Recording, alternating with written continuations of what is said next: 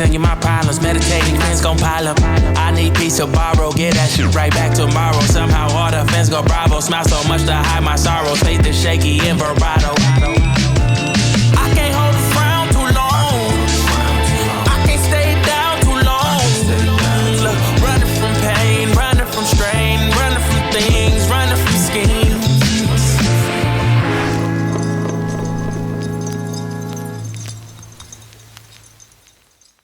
Bonjour et bienvenue chez Brest Motorsport. Aujourd'hui, une vidéo supplémentaire sur une 991 Turbo ou Turbo S. C'est la même chose, il n'y a pas exactement la même puissance, mais on va faire une prépa différente.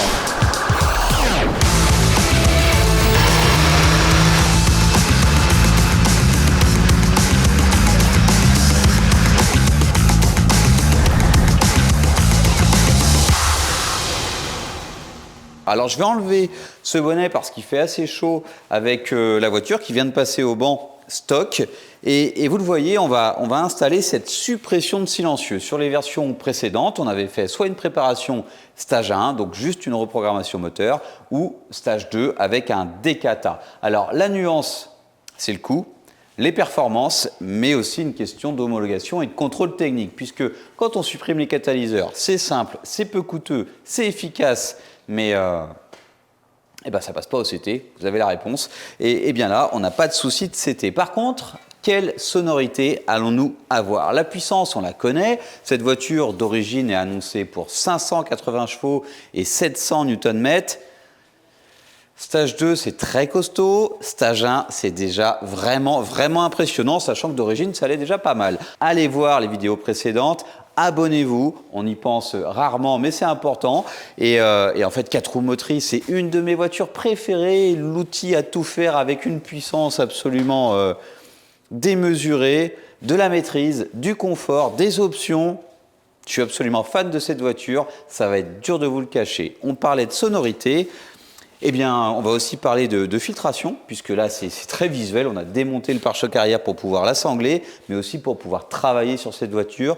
Puisqu'une Porsche, c'est tout bête, mais rien que pour remplacer un filtre à air, il faut démonter le PC arrière.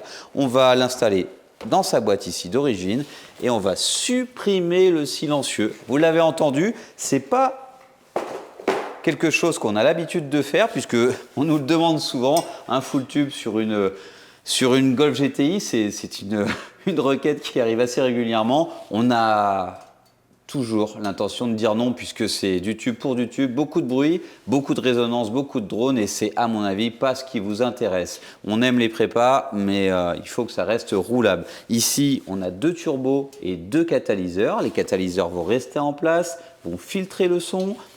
Les turbos de la même manière, ce qui nous permet d'installer cette suppression de silencieux. Attention, qui dit Porsche Turbo, dit pas de valve, pas de PSE, puisque finalement c'est assez peu sonore, on ne verra pas la différence.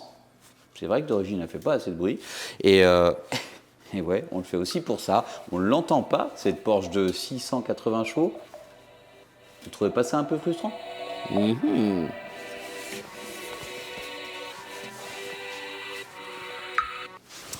vois bien ça comme ça. On va le vérifier de suite. Nous annoncerons les scores à la fin. Cette modification ne va pas ajouter de performance, très peu, donc on va pouvoir la repasser et la repasser encore d'origine ou préparée, c'est pas un problème.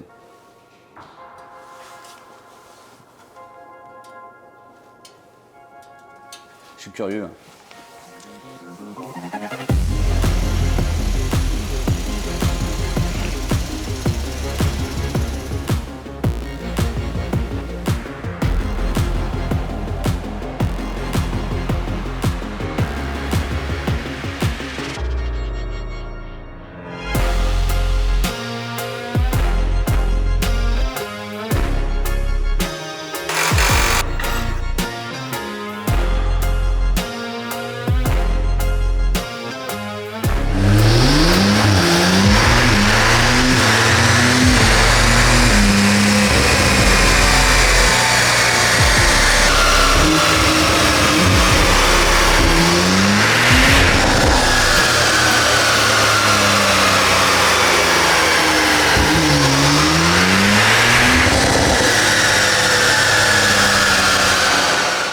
Prépa terminée, il n'y a plus qu'à remonter le PC arrière, on va le faire ici, c'est assez accessible.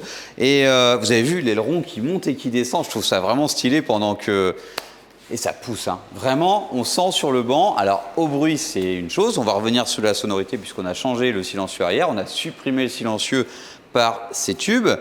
On a également mis le filtre BMC et on a reprogrammé la voiture d'origine. Maintenant, elle est stage 1. Pas besoin de faire un stage 2 puisqu'on n'a pas touché au catalyseur. Et c'est vraiment tout l'intérêt de cette prépa comparée aux précédentes.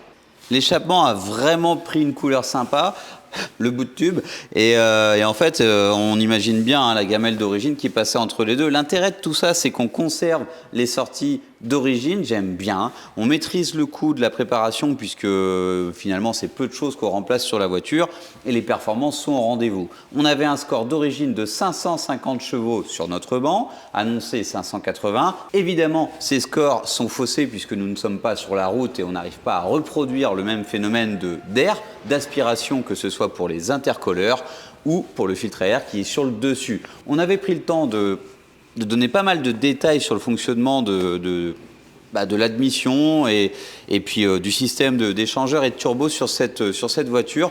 Allez voir les vidéos précédentes, il y a vraiment plein de détails et c'est vrai que pour ceux qui n'en ont pas eu assez sur la prépa de cette voiture, n'hésitez pas. C'est vrai qu'on ne peut pas refaire à chaque fois la même chose. Pour ceux qui l'ont vu, ça risque d'être un petit peu long.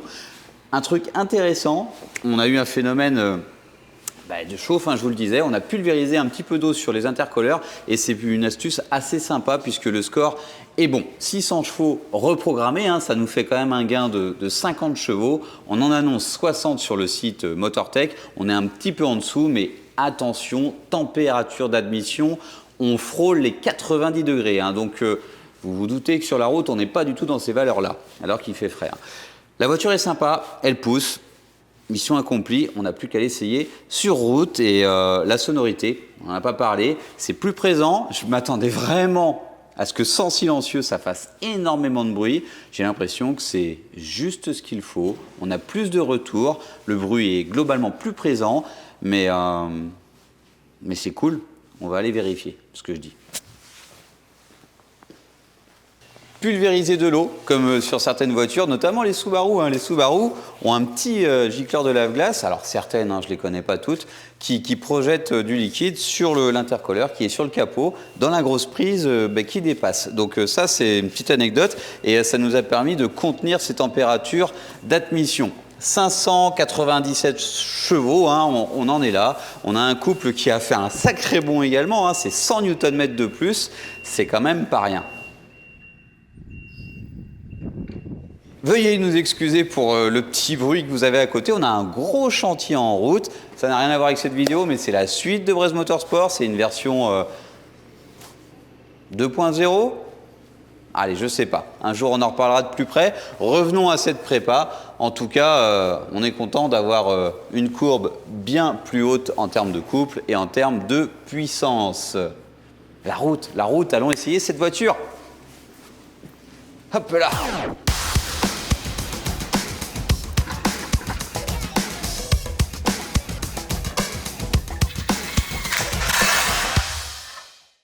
C'est parti, on va aller essayer ce bolide et vous entendez un petit peu la sonorité. Je cherchais à l'instant les valves. Il n'y a pas de PSE sur une Porsche Turbo, hein. Vous avez vu, on a simplement remplacé le silencieux arrière et c'est pour ça que c'est moins coûteux. On va en parler dans cette partie de la vidéo, on le fait souvent à la fin. Le budget pour cette prestation, 4 500 €. Cher ou pas cher, je ne sais pas. Une voiture quand même assez coûteuse, la Turbo S, donc c'est cohérent et la prépa est quand même assez rentable en termes de euros cheval, puisqu'on est à 60 chevaux de plus et on est à 100 Nm. C'est difficile de trouver des prépas plus rentables en termes de gains. Alors, je suis au neutre, pas de valve, je le répète, on descend. Ah ouais, avec le vent du ventilo, eh bien, je n'entendais rien, ou presque rien. Là, on s'en rend vraiment compte. C'est cool. Allez, on va voir ça. On n'était même pas en sport, même si ça ouvre pas de valve. Elle fait quand même un bruit différent. Et elle crépite un petit peu. On a plus de retour. Sport plus. À la différence d'une suppression de Kata ou de Fab sur certaines versions comme la 992, on entend moins les turbos siffler. On a un sifflement sur la fin et c'est tout. C'est beaucoup moins présent que sur les autres.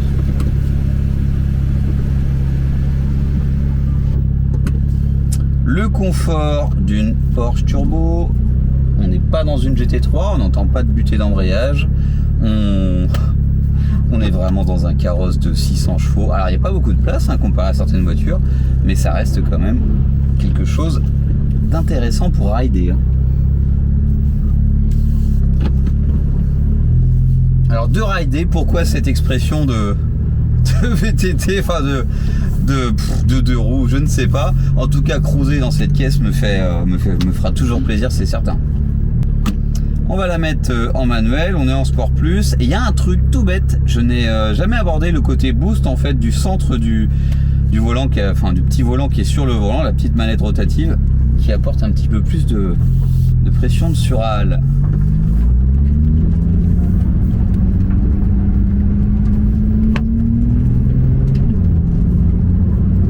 Soleil en Bretagne. Alors on va pas se plaindre parce que là on a de la motricité. Deuxième. Oh.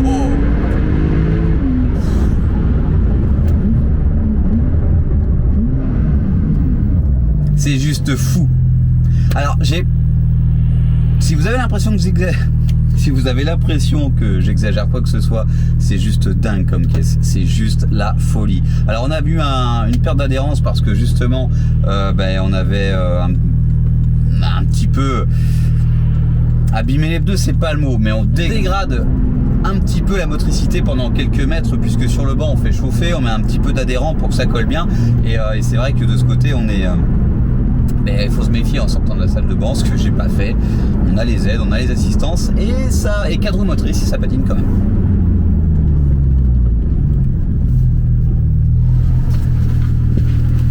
On en a un petit peu marre de perdre des caméras. Alors c'est le lot à mon avis d'à peu près tous les gens qui s'en servent. Mais alors là pour le coup, casser une et perdre une deuxième dans la même semaine, ça faisait beaucoup. Allez, c'est parti.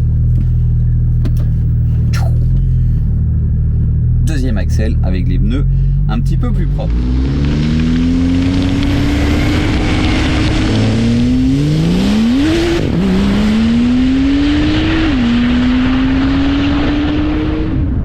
Alors il y a deux choses. C'est que là elle est plus stock du tout. Mon impression est, ça va être la troisième ou la quatrième fois d'ailleurs qu'on fait ce genre de modification sur 91 Turbo. Et ben ça me fait toujours pareil, c'est juste la meilleure voiture qui soit pour le compromis polyvalence et efficacité, c'est juste dingue. Ouh, soleil.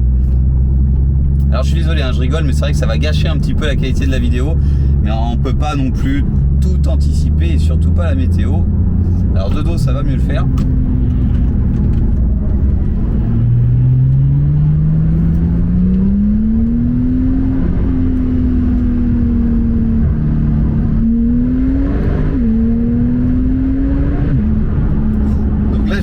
Mon pied et on verra si on vous partage ça.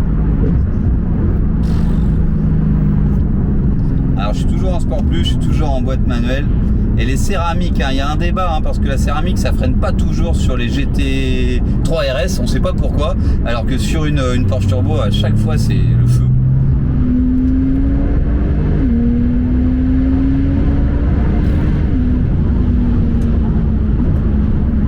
Des toutes petites axelles pleine de sensations et pleine d'efficacité puisque ça motrice. Côté sonorité, je vais pas dire que c'est décevant puisque dans une Turbo S on ne doit pas avoir les oreilles cassées, absolument pas. C'est bien plus présent, donc de ce côté je suis content. Est-ce que c'est assez expressif? Ça dépend un petit peu de chacun, mais vraiment je sais pas si c'est le temps qui passe. Je trouve que avoir une voiture efficace et raisonnable côté sonore c'est pas du tout débile. C'est même plutôt cool. À 4 places quand même. Autant balader du monde rapidement et dans un confort quand même. Bah ouais. C'est pas très grand mais c'est bien. Je pense que la vitesse la plus intéressante, même si la première c'est un peu déconnant, puisqu'il y a de la motricité, mais il faut quand même pas abuser. S'il y a tellement de couple, hein, on est quand même passé les 700 Nm. C'est quand même pas de la rigolade, hein. Il faut penser aussi aux transmissions. Et là, troisième.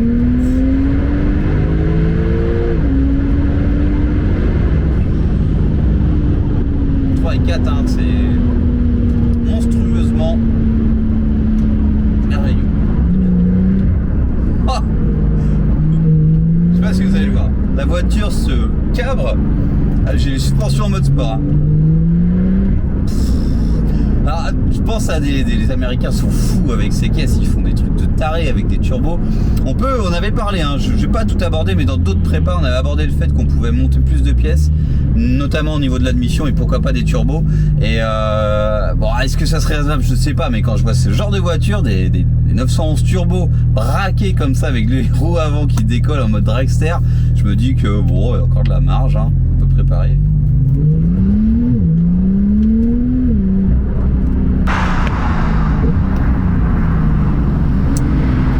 Tiens, de l'accélération.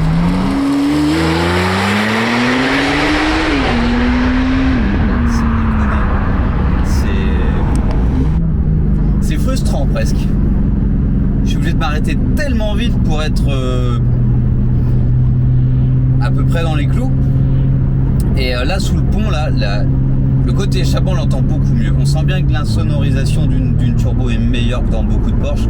Et là, vraiment, c'est cool. Ça souffle. Et 2 turbos, hein, c'est quand même pas rien. Et avec une cylindrée de 3,8 litres. Hein, donc, c'est du lourd en cylindrée. Donc, c'est pour ça qu'on arrive à prendre autant de tours. Et c'est quand même suralimenté.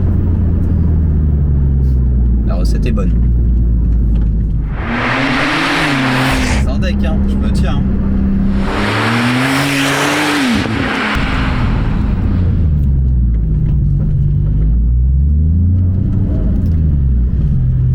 C'est la seule voiture qui bondit. Je trouve que avec ce petit côté où elle lève un petit peu le capot et on sent vraiment que ça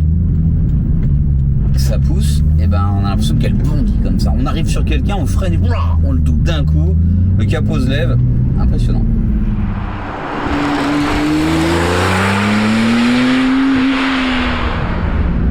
On n'a pas abordé la PDK, mais ne me parlez pas de boîte méca aujourd'hui.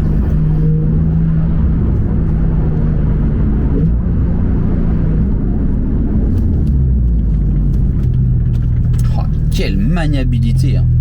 Je suis fan. Je suis absolument fan. Une caméra, bon, c'est quand même assez classique, mais on sait que les GT3 n'en ont parfois pas. Et les GT4 encore moins. Alors, faut comparer ce qui est comparable. On n'est pas dans une GT3, c'est vrai.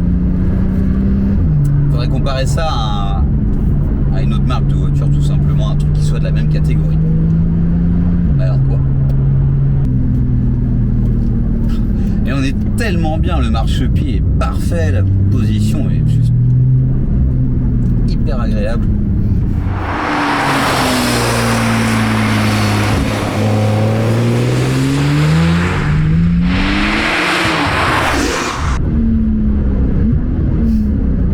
Je sais pas si vous pouvez vous rendre compte dans quelle stratosphère on est propulsé avec une maîtrise de dingue. C'est... J'ai toujours pas trouvé. Comme ça, je réfléchis à ce qu'on pourrait mettre en face d'une Porsche Turbo. Un truc joli, coupé ou cabriolet, avec lequel on peut à peu près tout faire.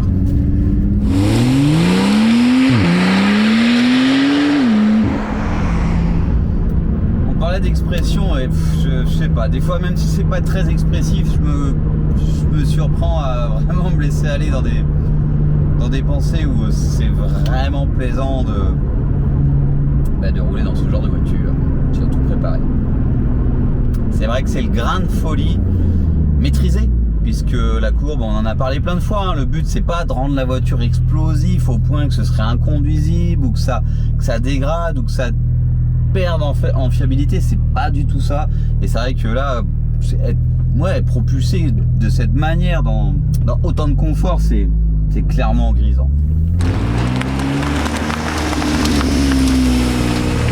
Ça, c'était franchement une balade plaisante. J'espère que ça vous a plu également.